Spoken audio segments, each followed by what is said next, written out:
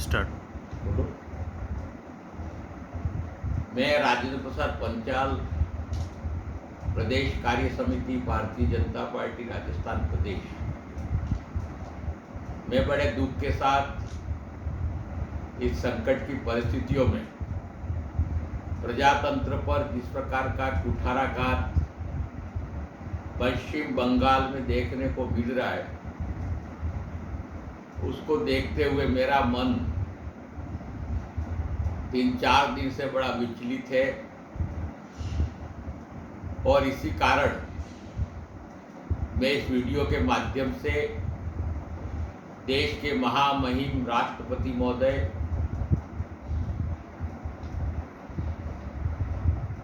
और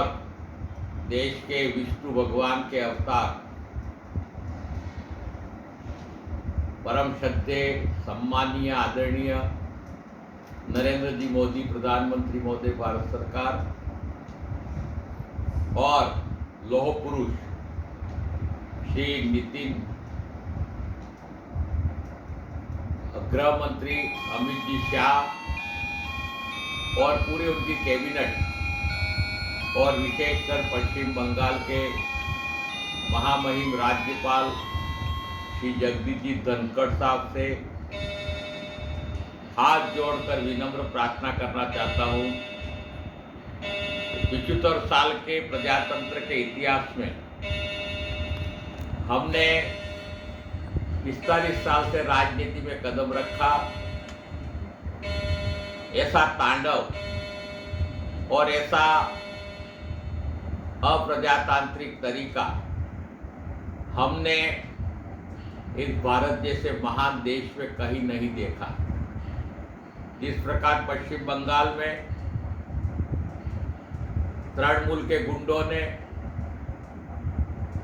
चुनाव की प्रक्रिया प्रारंभ हुई,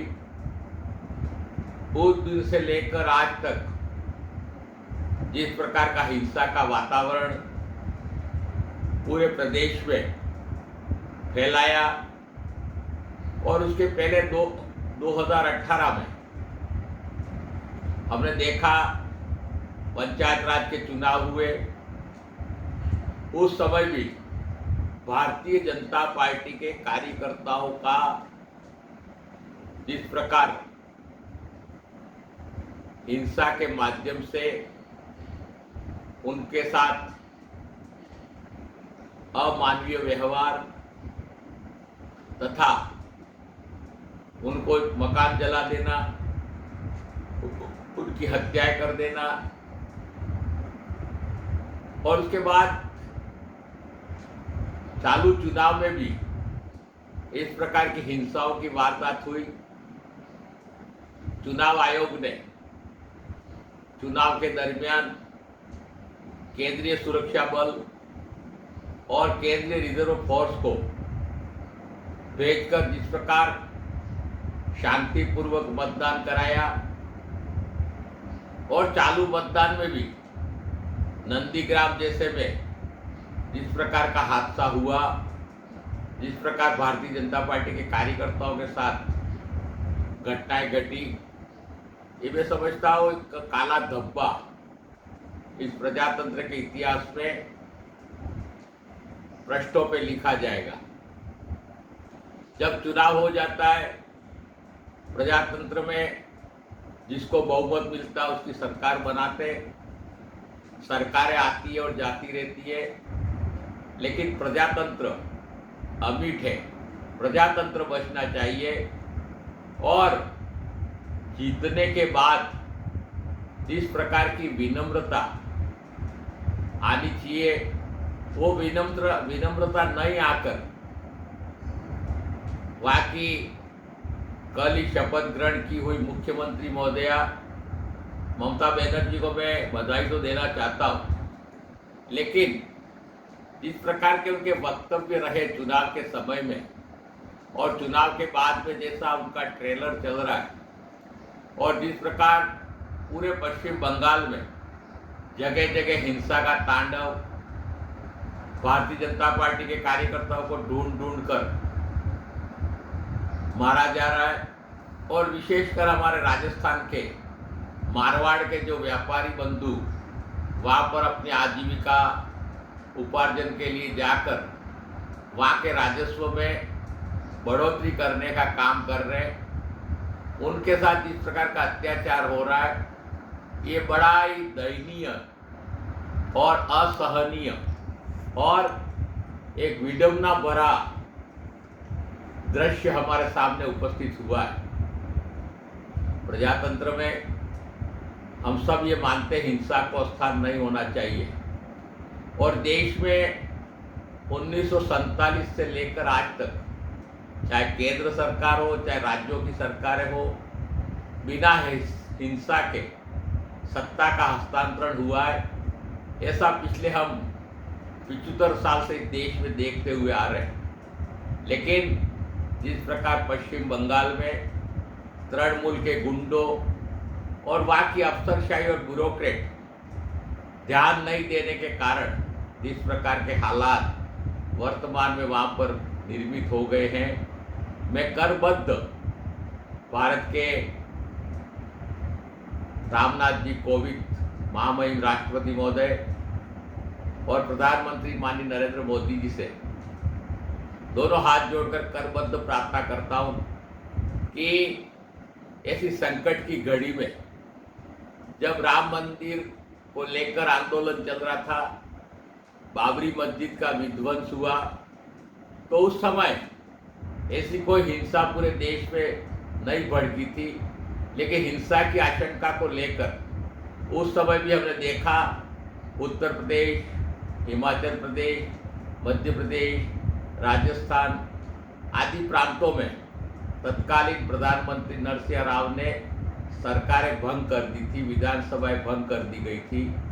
तो वर्तमान परिस्थितियां हिंसा का एक चरम बिंदु आ गया है, और ऐसी परिस्थितियों को देखते हुए जब तक वहाँ शांति नहीं होती है तब तक केंद्र सरकार वहाँ का शासन अपने हाथ में ले और तत्काल राष्ट्रपति शासन लागू करे,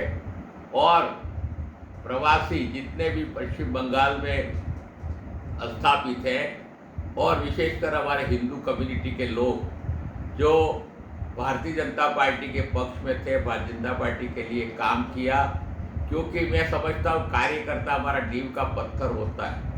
और कार्यकर्ता को संरक्षण और सुरक्षा नहीं मिलती है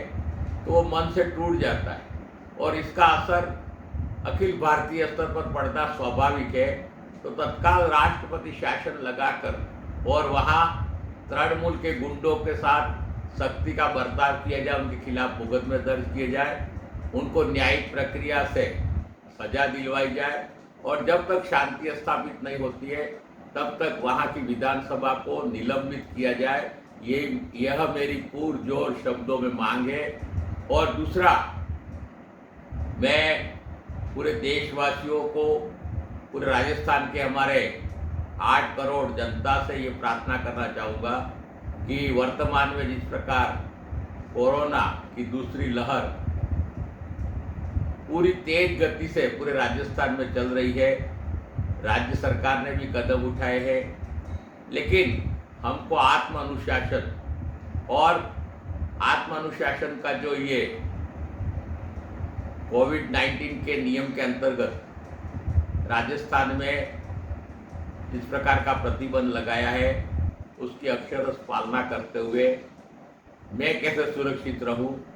मेरा परिवार कैसे सुरक्षित रहे,